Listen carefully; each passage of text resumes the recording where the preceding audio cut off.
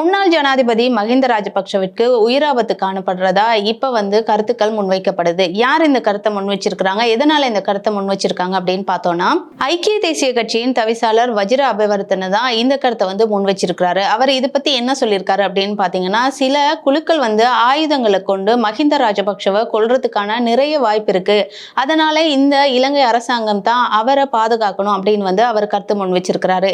ஏன் அவர் அப்படி சொல்றாரு அப்படின்னு பார்க்கும்போது, இலங்கை இந்த அரசமைப்புக்கு அமைய ஒருத்தர் ஜனாதிபதியா இருந்து அவரோட பதவி காலம் முடிந்த பிறகு அவரை பாதுகாக்க வேண்டியது அந்த அரசினுடைய கடமையாகும் அப்படின்னு சொல்லியிருக்கிறாரு. இதுக்கு அவர் ஒரு காரணத்தை முன் வச்சிருக்காரு. ஏன் அப்படின்னா, அவங்க ஜனாதிபதியா இருக்கும்போது சில நிறைய முக்கியமான முடிவுகளை அவங்க நாட்டுக்காக எடுத்திருப்பாங்க.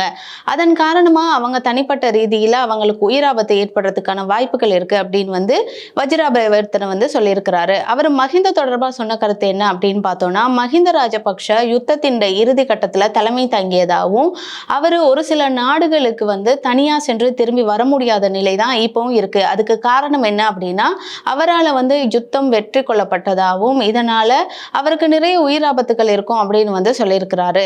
இப்படி யுத்தத்தை முடிவுக்கு கொண்டு வந்த ஜனாதிபதி அப்படின்ற காரணத்தினால மஹிந்த ராஜபக்ஷ இப்போ உத்தியோகபூர்வ இல்லத்திலேயும் இல்லை, அவர் அவருடைய சொந்த வீட்டில் இருக்கிறாரு. அவருக்கு பாதுகாப்பு குறைவா இருக்கு. எனவே சில ஆயுதம் தாங்கிய குழுக்களால அவருக்கு உயிராபத்து இருக்கு. எனவே இந்த அரசாங்கம் முன்னாள் ஜனாதிபதி மஹிந்த ராஜபக்ஷவிற்கு உயர் பாதுகாப்பு வழங்கணும் அப்படின்னு வஜிர அபேவர்தன தன்னோட கருத்தை முன் வச்சிருக்கிறாரு.